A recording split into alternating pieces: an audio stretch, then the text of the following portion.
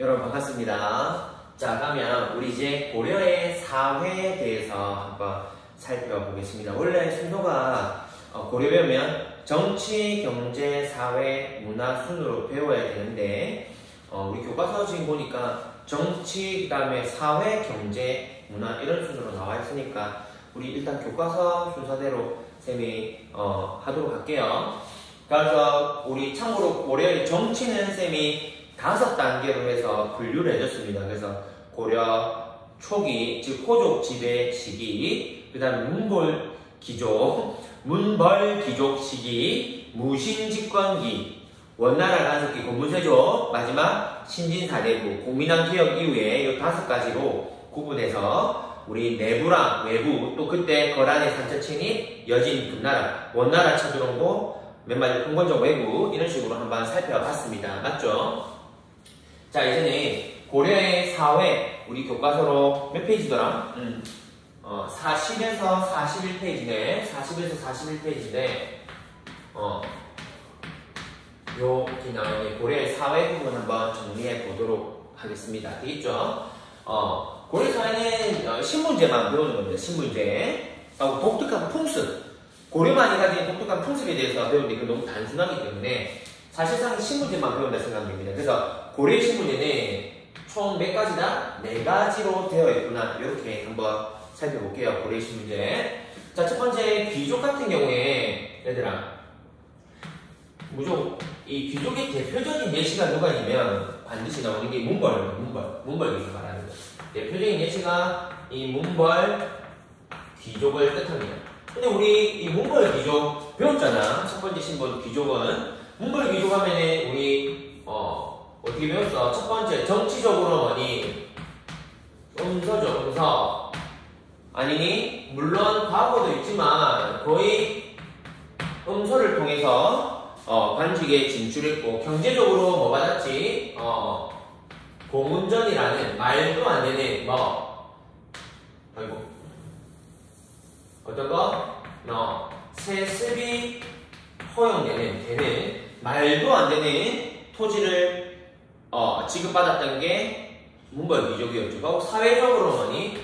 지네들끼리 결혼하는 폐쇄적인 결혼을 통해서 이런 특징을 통해서 가지고 있는 애들이 문벌 귀족이었죠. 맞죠? 그래서 이런 걸 통해서 지금 뭐다? 얘들은 이 귀족이라는 애들의 특징은 뭐다? 귀족이라는 애들은 모든 특권이란 특권을 다 누린 애들이 누구다? 문벌 귀족이라고 보면 되겠습니다. 알겠죠? 문벌 귀족. 자, 그 다음에 중류층 가볼게요. 물론 귀족이든 쌤이 많은 인사이든 전부 다 해당되는 거야. 자, 중류층의 대표적인 애들은 누가 있냐면 이게 훨씬 더 중요하다고 볼 수 있죠. 중류층에는 누가 있냐면은 대표적인 직업으로 요 향리가 들어갑니다. 향리. 꼭 좀 기억해야 되는 게 향리. 이 향리 기억나니? 향리라는 애들은 원래 호족에서 이 고려 초기에 호족이라는 애에서 출발했을 때 중앙으로 진출한 애들, 인사가 문벌 귀족이고 지방이 그대로 남은 애들이 향리죠. 그래서 향리는 귀족이 못된 애들이야. 문벌 귀족만큼 힘이 강하지 못한 애들인데 지방에 남은 관리죠. 근데 얘들도 힘이 장난 아니죠. 지방에서. 그리고 또 대표적인 애들이 누구냐면은 직업 군인 애들이나 그리고 또 요 표현이 아주 중요합니다. 요 표현이 그게 뭐냐면은 기술직이야. 기술직. 그래서 지금을 치면은 역관, 통역관 말하는 게 또는 의관 이런 애들이 전부 다 이 중류층에 해당한다고 볼 수 있겠습니다. 중간에 있는 애들. 그래서 얘들의 특징은 뭐냐면 얘들도 뭐냐면 가장 대표적인 특징이 직역을 세습한다는 거예요. 직역을 세습. 세습한다는 게 가장 큰 특징이라고 볼 수 있습니다. 이 직역 세습이라는 뜻이 뭐냐면 우리 아빠가 향리야. 그럼 쌤이 뭐냐? 그냥 바로 향리하는 겁니다. 우리 아빠가 직업군이다. 우리 아빠 기술직, 의관이나 역관이었다. 그럼 나는 당연히 또 뭐다? 그대로 이 직업들을 가져간다는 겁니다. 되겠죠? 그래서 이런 직업군 애들이 뭐다? 두 번째 계층, 고려에서 신분제 중에서 두 번째 계층이 중위층에 해당한다고 볼 수 있고, 가장 큰 특징이 뭐다? 이 직업이 세습된다는 겁니다. 직업이 계속적으로 되겠죠? 하고 이 기술직 하고 가장 대표적인 형이라고 볼 수 있습니다. 되겠죠? 자, 세 번째 얘들이 또 양인이에요. 양인. 이게 여러분들이 가장 흔하게 볼 수 있는 백성인데, 요게 좀 독특해. 그게 뭐냐면 얘들은 두 가지로 나눌 수 있습니다. 두 가지. 그게 뭐냐면은 여기 들어가는 첫 번째가 뭐냐면 첫 번째가 백정이야. 백정. 즉 이제 이상하게 생각할 수 있어. 백정? 내가 아는 백정은 그 도산업자로 그런 애들이고 천민이로 알고 있는데, 그건 조선시대, 그게 함정이야 얘들아. 엄청난 함정이야. 고려시대 백정은 뭘 뜻하냐, 농민을 뜻하는 게 백정입니다. 그래서 그냥 일반 농민을 갖다가 백정이라 불렀어. 그냥 백성, 국민을 갖다가 백정이라 불렀습니다. 백정. 즉 우리가 아는 그 도산업자 천민은 조선시대 가서야, 조선시대 백정이 도산업자인 거고, 됩니까? 고려시대 농민을 뭐라 불렀다? 백정이라 불렀기 때문에 이 표현을 꼭 좀 기억해 주셔야 됩니다. 알겠죠? 그리고 또 두 번째가 뭐냐면 향, 부곡, 소외, 여기 이런 말을, 즉 뭐다? 특수행정구역. 특수행정구역의 마을에 사는 이 주민들 있죠. 이 주민들도 이 양인에 속한다고 볼 수 있습니다. 양인. 얘들 됩니까? 자, 그래서 이 백정 같은 경우에 특징이 뭐냐면은 의무가 있죠. 의무는 뭐냐면은 농민이니까 열심히 일해서 국가의 뭐니 조세, 공납, 즉 세금의 의무가 있는 거죠. 되겠죠? 조세.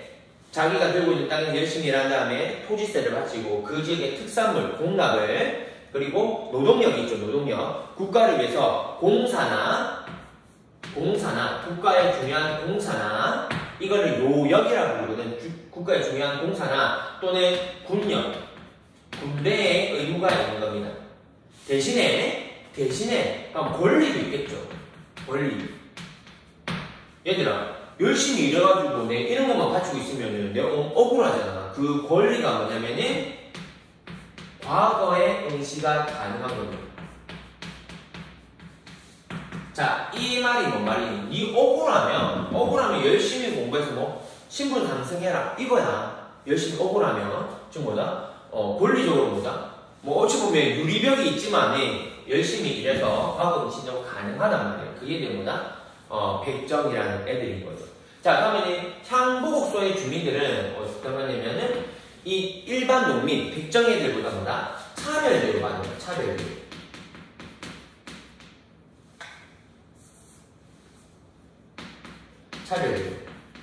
그래서 얘들은 특징이 뭐냐면은 세금도 있잖아. 세금도 이 일반 농민, 백정 애들보다 어떠냐면 세금도 더 많이 내요.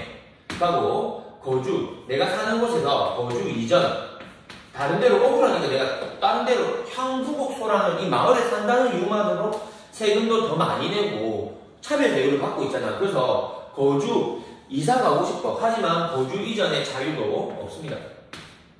무조건 태어나서 무조건 여기만 살아야 돼. 그러니까 이런 차별 대우를 받아서 나중에 뭐가 있나요? 대표적으로 우리 앞에서 했던 망할 놈과 작은 망할 놈 있죠. 소위가 난을 일으키죠. 그게 어디야? 공주 명학소라는 요 마을에서 왜 우리가 얘들 일반 농민들보다 세금도 더 많이 내고 이렇게 하는데 왜 우리 무시하냐? 맞지? 왜 우리 무시하냐? 이렇게 해가지고 들고 일어난 게 많이 망소리 다니고, 이걸 기점으로 해서 차츰 이 고려에서도 향부곡소가 없어집니다. 그래서 조선시대 가면 아예 없어질 거야. 되겠죠? 향부곡소라는 특수행정구역 마을 없고 전부 다 일반 군형으로 다 군형만 존재하게 될 겁니다. 그래서 양이 세 번째 신분에는 뭐가 있다? 일반 농민, 백정을 갖다가 일반 농민들 백정이라고 부른다. 얘들 천민 아니에요. 얘들은 양인이야. 백성입니다. 되겠죠? 그게 고려시대, 조선시대의 차이점이야. 되겠죠? 그리고 의무로는 조세공양 세금을 납부하고 세금 납부 뭐다? 이게 세금을 납부하는 거죠. 세금 납부의 의무가 있는 대신에 자기가 밥을 쳐서 올라갈 수 있다면 신분을 상승할 수 있죠. 신분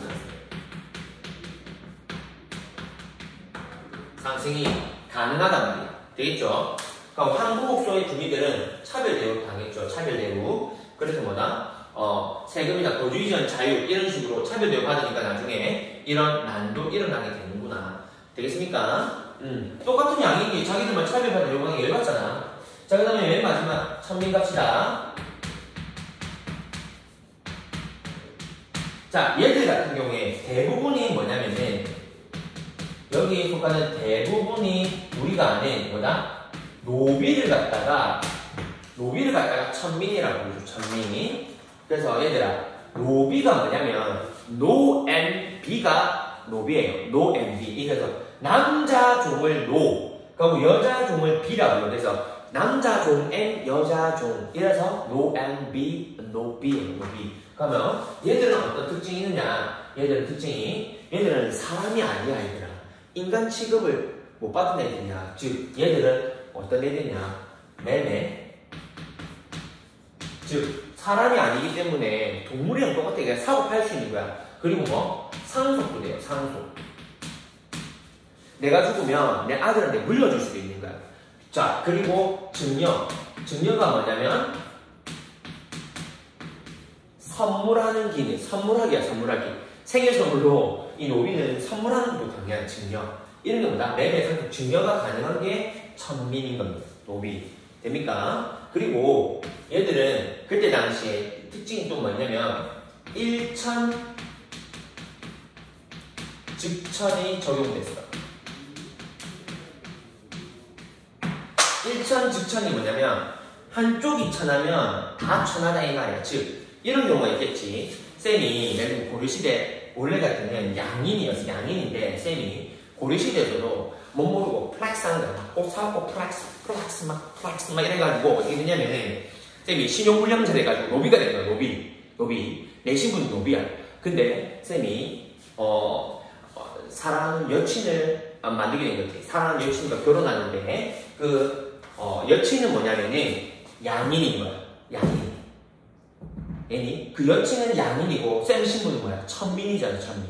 그럼 봐봐. 부모 둘 중에서 한쪽이라도 천민이잖아. 천하면 그 태어나는 자식은 신분이 뭐랄까? 신분이 천민이다 이 말이야. 천민. 내 말 이해니? 둘 중에서 한 명이라도 천민이라면 그 태어나는 자식은 뭐다? 천민이 된다는 게 일천즉천이라는 뜻이야. 일천즉천. 됩니까? 그게 그렇구나. 자, 그리고 여기 쌤 여기 적어냈는데 너무 작아서 여기를 갖다가 또 하면은 노비도 있잖아. 종류가 있어. 종류가 있는데 어떻게? 노비도 얘가 국가 소속이냐 개인 거냐 이렇게 해가지고 나뉘어져요. 그게 뭐냐면 공노비랑 사노비로 이게 나뉘게. 공노비랑 사노비로. 우리 교과서에 그게 나와서 쌤이 소개합니다. 되겠죠? 자, 그 다음에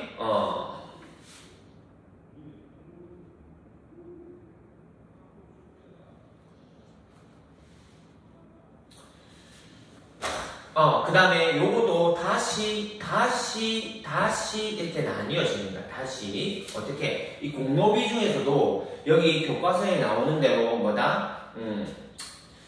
여기까지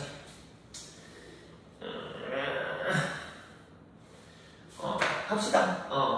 이 공노비도 있잖아. 예를 들면 쌤이 국가관청 소속이다. 그대로 있잖아. 예를 들면 쌤이 학교 소속인 거야. 쌤이 노비인데 학교에서 그 학교 소속의 노비인데 학교 소속의 노비는 공노비잖아. 국가 거니까. 근데 그 학교에서 먹고 자고 하는 거야. 먹고 자고 다 하는 거야. 먹고 자고. 그러니까 그 학교에서 벗어나는 게 아니고 그 학교 안에서 계속 먹고 자고 다 하면은 얘들을 공력노비라고 해. 공력노비. 근데 이런 경우도 있잖아. 내가 학교 안에서 먹고 자는 게 아니고 학교에 노비인데도 출퇴근할 수 있는 거야. 출퇴근. 그래서 내 아침에 일어나면은 학교 가서 일하고 학교 시간 끝나면은 내 집이 또 있는 거지. 따로 노비인데도. 그러면은 예를 들면 뭐냐면 바깥에 거주한다 해서 외거노비라고 불러. 외거. 똑같습니다. 똑같이 해가지고 사노비도 있잖아. 사노비 같은 경우에도 그 가족들이랑 같이 살면 식솔이랑 같이 산다 하면은 솔거노비야. 솔거노비. 즉 여러분들이 드라마에 맨날 보는 애들 있잖아. 어느 집에 얘 돌쇠야 이런 식으로 부르는 애들, 개똥아 이런 식으로 오는 애들 있죠. 그러면 그 가족이랑 그 주인이랑 같이 사는 애들 있죠. 걔들이 거의 다 솔거노비야. 솔거노비. 그 가족 식솔이랑 같이 거주한다고 솔거노비야. 되나? 그리고 이 개인 노비들, 이 사노비 중에서도 출퇴근이 가능해요. 출퇴근이. 그런 애들도 뭐라 하냐면은 얘들을 똑같이 외거노비라 불러. 그래서 어느 곳에 소속이냐, 국가 거냐 개인 거냐 하고 국가 거냐 개인 거냐 안에서도 뭐다? 그 관청에서 먹고 자고 하느냐 아니면 출퇴근하느냐. 개인도 마찬가지야. 그 가족이랑 같이 사느냐 아니면 뭐다? 따로 사느냐에 따라서 또 이렇게 나뉜다는 거야. 그게 중요한 건 아닌데 우리 교과서 나옵니다. 한번 소개합니다. 됩니까? 자, 그래서 고려 일단 사회는 자 전체적으로 다 총 4단계로 쌤이 구분했어. 4단계로. 자, 4단계로 구분해서 뭐다? 귀족은 대표적인 문벌 귀족에서 얘들 인사야. 정확하게 말하면 호족, 문벌 귀족, 그 다음에 뭐 무신, 그 다음에 권문세족까지 모두 다 뭐니 귀족에 속한다고 보면 돼. 귀족 얘들. 그래서 모든 특권을 다 누린 애들인데 그 대표적인 애들이 뭐다? 대표적인 예시가 문벌 귀족이라 볼 수 있는 거지. 호족도 여기 귀족인 거죠. 왜? 고려 지배층이니까 호족, 문벌 귀족, 무신, 권문세족 전부 다 들어간다 생각하면 돼요. 그럼 신진사대부인데 신진사대부도 귀족은 맞는데 약간 특징이 약간 달라서 그래. 약간 달라서. 왜? 얘들은 과거 출신이고, 맞죠? 신진사대부 좀 다르잖아. 유폐 있으니까. 그리고 고려 말에, 맨 마지막에 아예 뭐 고려를 없애는 애들이니까 약간 따로. 그래서 대표적인 게 문벌 귀족이고, 음서와 공문전, 그리고 지네들 이 특권을 유지하기 위해서 폐쇄적 결혼하는 애들이 문벌 귀족은 모든 특권을 다 누린 애들이다. 됩니까? 자, 그 다음에 중류층은 대표적인 얘가 누구야? 향리나 직업군이고 기술직. 그래서 의관, 역관 이런 애들이 전부 다 기술직이라 볼 수 있는 겁니다. 그래서 얘들 특징 뭐다? 우리 아빠가 향리가 기술직 또는 직업군이다. 그럼 전부 다 나도 그 직업 그걸 직역이라고 부르거든. 그게 세습되는구나. 그리고 양인의 세 번째 신분이 양인. 그냥 우리가 생각하는 그 백성에는 두 가지가 있더라. 일반 농민, 농사 짓는 애들. 우리 지방제들 배우고 있잖아. 주현, 속현, 군현에 사는 애들 있죠. 군현. 일반 군이나 현에 사는 애들을 갖다가 백정농민이라 불렀던다. 되나? 일반 군현, 그냥 마을, 군현에 사는 애들 백정. 그래서 얘들은 세금을 내고 대신에 뭐라? 억울하면 네 열심히 공부해서 올라가라 이거지. 그리고 특수행정부에 얘들은 차별받는 애지. 그 일반 군현이 아니고 향부곡소라는 특수행정구역에 사는 애들. 얘들은 엄청나게 차별 비율을 많이 받았단 말이야. 세금도 얘들보다 훨씬 더 많이 내야 되고. 그러니까 억울해서 내가 이사 가고 싶고, 내가 여기 태어난 게 죄잖아. 그러니까 나 이사 가고 싶지만 이사 못 간단 말이야. 그 얘들이 나중에 뭐다? 반란까지 일으키면서 점차 없어질 거야. 향소 부곡이. 이 무신지검기에 말씀드리죠. 무신지검기. 됩니까? 자, 그 다음에 천민은 대부분을 우리는 노비라고 부르는 얘들은 뭐다? 가장 특히 사람 아니니까 사람 아니야. 매매 성격 증여가 되고, 부모님 중에서 둘 중에 한 명이라도 천하다면 그 자식은 무조건 천민이 되는 거야. 천민. 이해됩니까? 그리고 얘가 이 노비가 국가 거냐 개인 거냐에 따라서 나뉘어지고 그 안에서도 뭐냐? 그 관청 안에서만 생활하느냐, 관청 바깥에서 생활하느냐. 얘도 똑같이 그 개인 주인이랑 같이 생활하느냐, 바깥에서 생활하느냐에 따라서 나뉘는구나. 이렇게 구분할 수 있음을 해서 신문제 4가지 모두 다 정리를 해 보았습니다. 여러분, 분필값을 수고 많으셨어요.